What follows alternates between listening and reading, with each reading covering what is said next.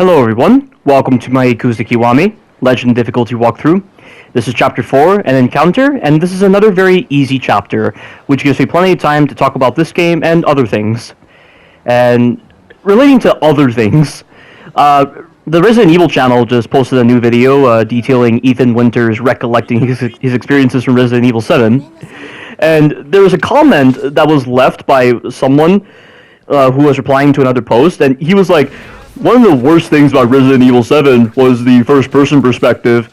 And I left a response to that comment, and I was like, this tired old argument again.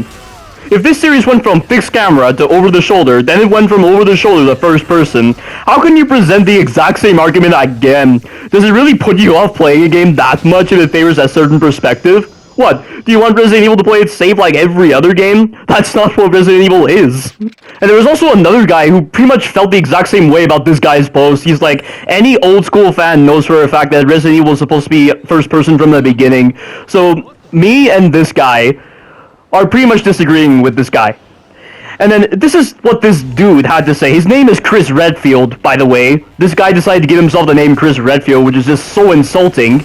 And if he's being an idiot, then therefore Chris Redfield is an idiot. Like, can you be even more, like, denigrating towards a character if you're gonna be wearing his name, and then acting as childish as you are, and then leaving the kind of comments that you're making right now?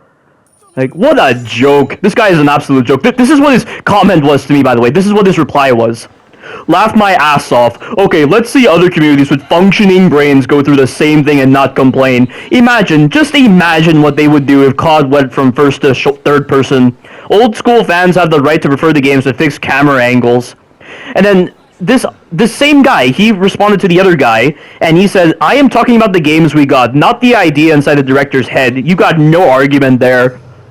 And this is what I had to say about that comment. Laugh my ass off. Your argument doesn't make any sense because you're generating an imagined scenario and just coming up with the results yourself. Biased much? You're just letting nostalgia cloud your judgment, and as being someone with a supposedly functional mind, you should be well aware of how much nostalgia serves more as a hindrance than an actual help. You sound like a picky baby refusing to drink your milk, and you want to say that camera perspective has more impact on gameplay than, I don't know, bad hitboxes for instance? Resident Evil has at least gone through experimenting with the camera perspective to see the results. You are a joke, and you dare give yourself the name Chris Redfield? How insulting. Grow up. If you can't adjust to something as simple as a camera perspective, then you shouldn't be playing games. I think that's all I'm going to say right there. I'm not going to respond to this guy even further, because he's just going to make himself even more of a joke. And I think I need to do that on my YouTube channel at some point. I need to create videos of myself reacting to dumb comments that I happen to stumble upon when I'm watching YouTube, and just give my overall thoughts on it, because some of the stuff that people leave behind, they just demonstrate how fucking retarded they are. And just to further continue on this statement, imagine if COD went from first to third person perspective. Like, at what point are you even talking about? If COD went from first to third person perspective and they did it as like a side game, this and that, and not really part of the main continuity, like, that would be perfectly fine. And even if it was part of the main continuity, maybe Call of Duty would actually try to experiment more with their gameplay if they actually changed camera perspectives. After seeing what Resident Evil does, the possibility remains for such systems to be in place. But no, this guy just wants the games to be exactly the same. Like what? Another Call of Duty game, another Gears of War game, another Yakuza game, which ironically happens to tie in very heavily with a tangent that I discussed previously in Chapter 3. Just the sheer stupidity of these kind of people. Their stupidity is about as diverse as a racist. It just goes to show how dumb racists are if they think that skin color somehow has any kind of relevance to how a person is actually. I've never heard anything so retarded in all my life. And I'm sure if Seraphim 17 were to actually respond to that comment, he'd come up with a very similar comment to me. And believe me guys, just the kind of things he has to say about a lot of people, they're pretty hilarious to hear. And it's always such a joy to hear that kind of stuff. But enough about that silly tangent. Let's just talk about what's happening right now. So this fight right here, I always use the brawler stance to clear out the smaller guys. I try to isolate some of the other guys by basically running away and then seeing who is the furthest away from me. That way, the forward momentum I get with the brawler stance will allow me to push myself away from the other enemies. And this buys you plenty of time to deal with that guy and then deal with the rest of the guys. And then when it's just this guy left, I'm going to try to stun lock him using the rush stance. But I messed up a couple of times, and I shouldn't be doing this. You know, I thought about doing the same thing that I did in Chapter 3, where I kind of adapted my strategy, but it turns out it served as more of a hindrance than an actual help, because I caused this guy to move around a lot, and it made it very hard to keep him in a stun lock. And in the event that my stun lock trick fails, if I have heat, I'll try to use objects in the environment to deal with this guy. That right there was a big mistake. That's one of the dumbest parts about this game. This brawler stance has a running kick move, and so does the dragon stance. Only with the brawler stance, if you fail, or even if when you land the running kick, you end up collapsing on the ground for a bit and you have to recover, and during that time the enemies can attack you. Whereas in the dragon stance, you do this kind of flip backwards whenever you hit an enemy, but even then you're still stuck in the recovery animation and the enemies can hit you.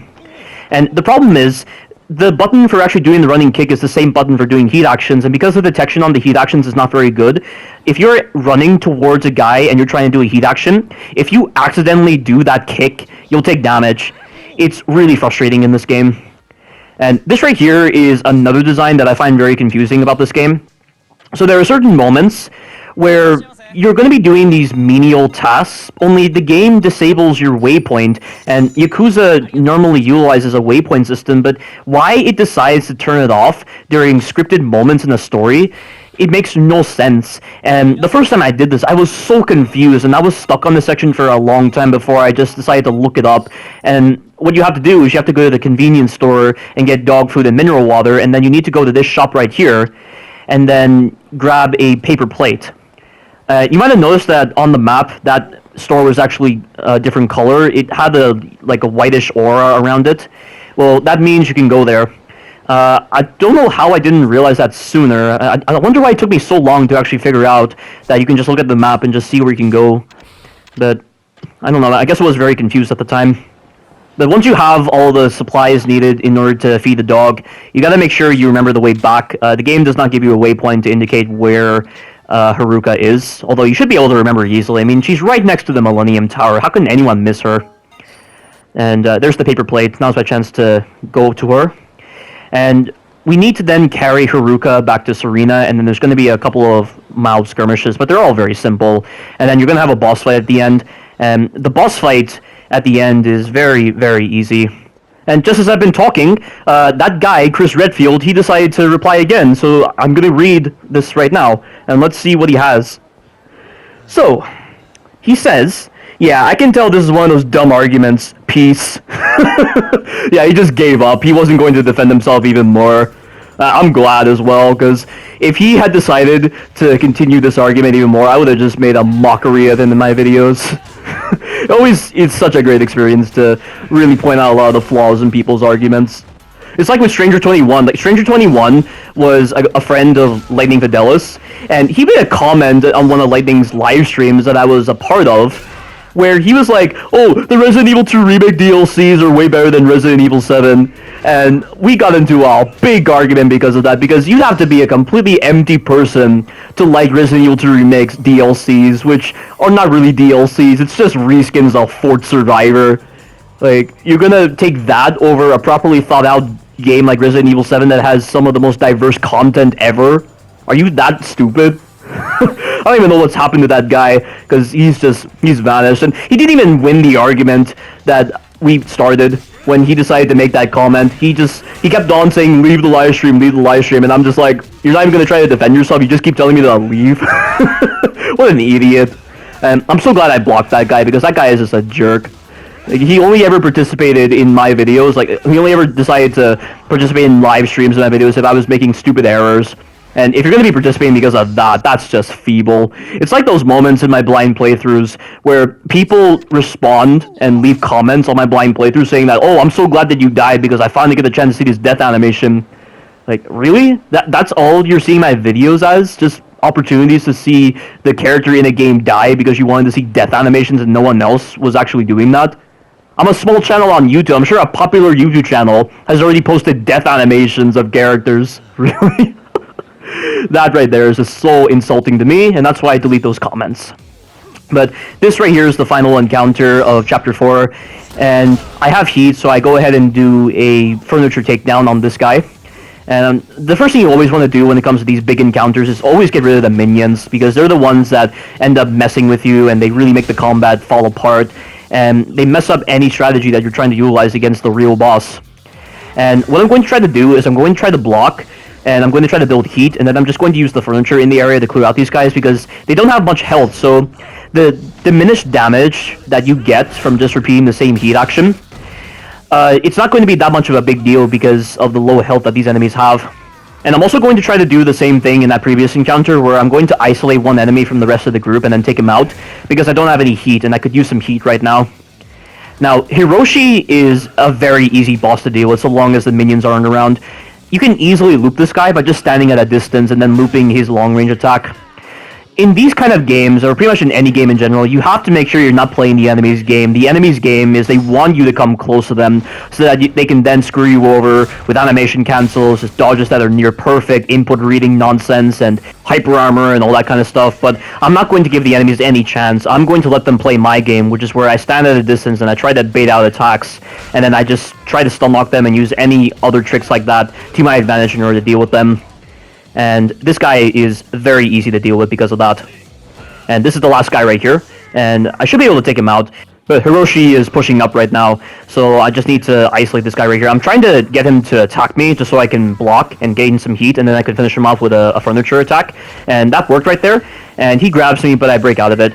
Almost all the time when the enemy grabs you, you'll always be able to break out of the grab.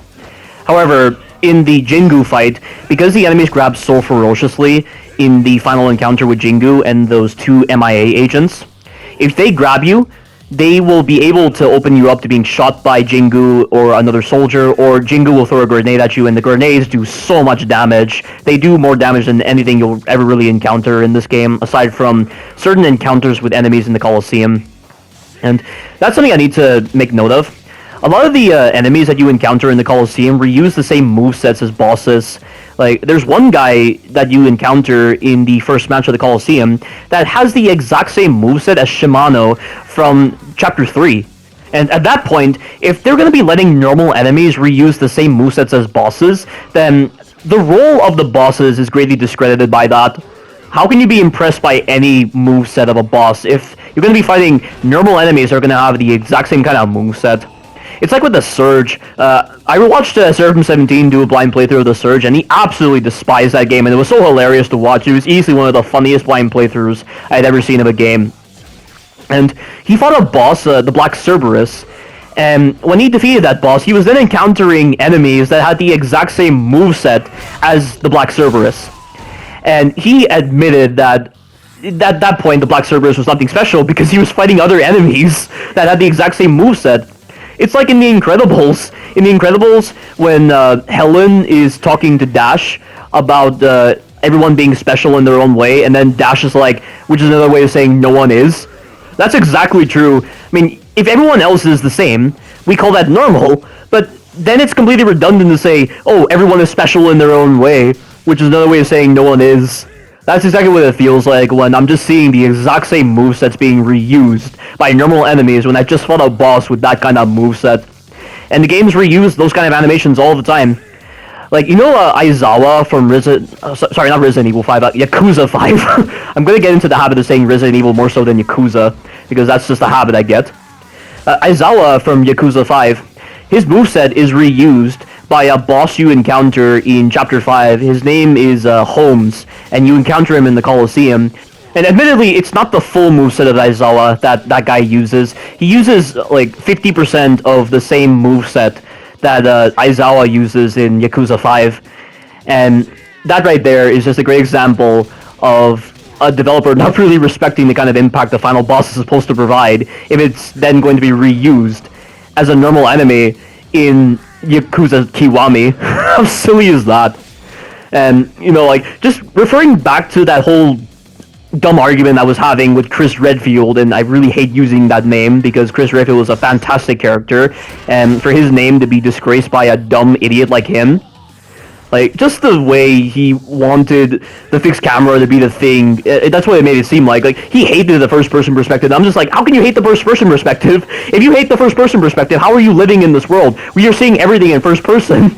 Is it really that much of a big deal if a game goes from fixed camera to over the shoulder to first person if the games are actually good? I mean, like, what the hell is this guy talking about? And I know he just concluded this argument where he's like, I know this is going to be a dumb argument, peace. But I just want to respond to that comment. I'm going to be like, you're the one that started talking shit about Resident Evil 7 with the first-person perspective. You don't start talking shit without expecting someone to actually respond to that as a challenge. You were asking to be challenged, dude. So you're the dumb fool who decided to start that whole argument. All you had to do was keep your thoughts to yourself, but no, you were too weak to keep those thoughts to yourself. Dumbass. Fucking retard. But anyway, I'm about to initiate the rush loop against this guy in a moment, but I'm just having a lot of trouble right now. I keep getting too much forward momentum, which is why I'm not hitting this guy properly. And I think this is it. I think this is when I actually initiate the loop. Oh, no, never mind. Yeah, every time you don't engage the loop, just run away, because most likely you're going to hit his front, and because he's in heat mode, he gets a little more armor. That's something that Seraphim17 pointed out, but really, I don't notice that much of a difference in hyper armor when an enemy has heat or not. So, I don't know if it's worth recommending to you guys. I mean, either way, you're going to still be hitting this guy in the back. And that move right there, that little jab that he does, is the best way to get behind him. It's just most of the time he can end up doing the other move, where he does that spin and then the little jab, like that. This move right here. That right there is a great move to punish as well, but you just can't engage the loop because he gets hyper armor. And it's best to be in the rush stance so that you can actually get away. And I'm trying to mix up my heat actions right here. That's another thing as well. Like, going back to the whole tangent I was discussing about the idea of diminished returns on your heat actions, even if you're differentiating your heat actions, like even if you're not repeating a heat action, you should still be able to not get a damage reduction. I mean, when you look at Ghost Rider, for instance, and Devil May Cry, you could use a lot of the same moves again, so long as they weren't being used in sequence. As long as you like put different moves in between those same moves, you could then build up your combo meter. And on Ghost Rider, you had to do that because there was a whole mechanic where the enemies had shields, and you had to build up your combo to a certain threshold in order to penetrate the shield. And why this game doesn't have that kind of system is mind-boggling, and all I gotta say is, with the damage reduction system on the heat actions, all you're gonna be doing at that point is dragging out the fights, and a lot of the fights on this game really feel like they drag out, which is just a great example of a higher difficulty doing something very lazy with just arbitrarily increasing enemy health without realizing just how much it compromises the overall pacing of the game. And I'm initiating the rush stunlock right now, and that is the end of this chapter, but here's a blooper here. This is a great example of hyper armor.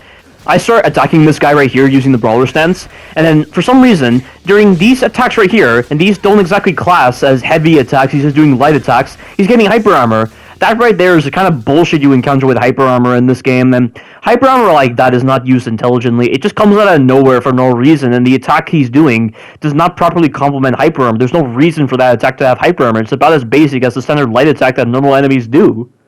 But why he decided to get hyper armor just then, I'll never know. And that right there is a great example of me playing the enemy's game and getting screwed by that because he decided to get hyper armor and screw me over. That is precisely why I never try to play the enemy's game. I always try to cheese him back because of stuff like that. And there's going to be a lot to talk about with this game. But that is the end of Chapter 4. Stay tuned for the future chapters. Thank you all for watching, and you take care now.